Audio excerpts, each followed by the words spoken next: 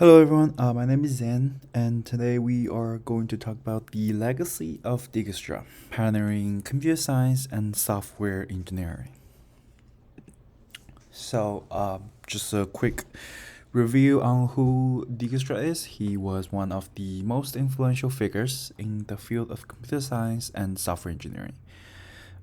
Today, we're going to explore his extensive contributions, mainly on his algorithms, his programming language, and of course, his software development methodologies as well.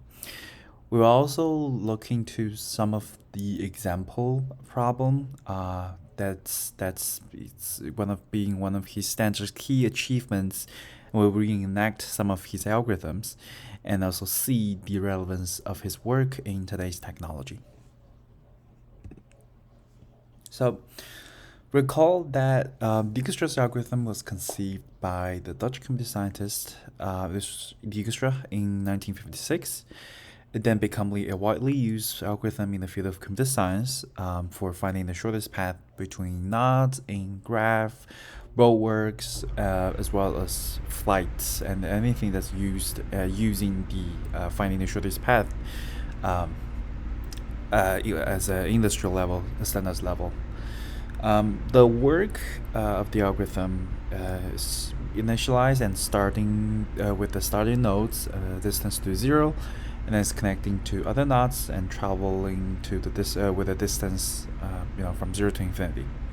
It then repeatedly selects the node with the smallest tentative distance, and while doing so, we will update the distances, and the algorithm will tell if a shortest path is found.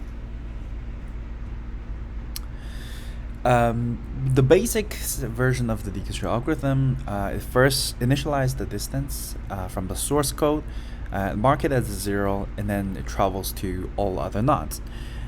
While it's traveling, when it's visited, of course, before that, he will mark all the nodes as unvisited, and it will set the source code as the current code. So for the current code, consider all its unvisited neighbors and calculate the distances between the current node and the other node. We'll compare the newly calculated distance between these two, and then we'll assign the smaller one. The next node that we assign will be our next visited node, and we'll mark the current node as visited. We select the unvisited node with the smallest tentative distance as the new current node, and we repeat that process. The algorithm will end when all of the nodes are visited. The next version of his algorithm is what we call the bidirectional Dijkstra algorithm. It's pretty much the same thing, except we run two simultaneous algorithms, one forward and one backward. There's also something called the priority queue, where we use a priority queue to select the next node with the smallest tentative distance efficiently. The early exit of the algorithm, it's by using the standard algorithm, but we stop as soon as the destination node is reached. So his programming language was instrumental in the development of several key concepts in computer science. One of the well-known language to the people is the ALGOL, which is called the algorithmic language.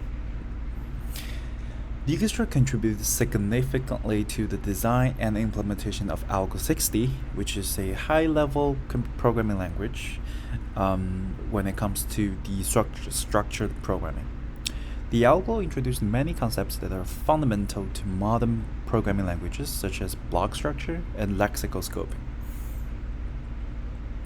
His methodology also contains the staunch advocate for the use of formal methods during the software development.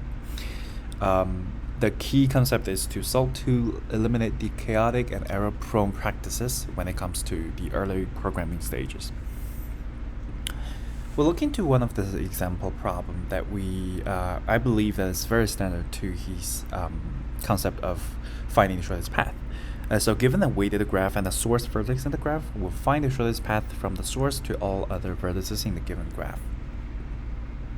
We'll first find the shortest path, create a set of all the vertices, We'll assign a tangent of this distance, and then we'll set the source vertex as our current vertex.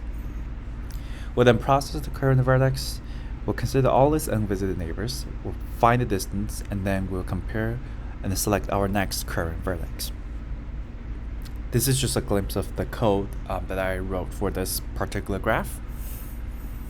And we'll find out that the final shortest path between distance as follows for all the vertices for that graph. So this is pretty much it for the Dijkstra, and here is my work citation page. Thank you very much.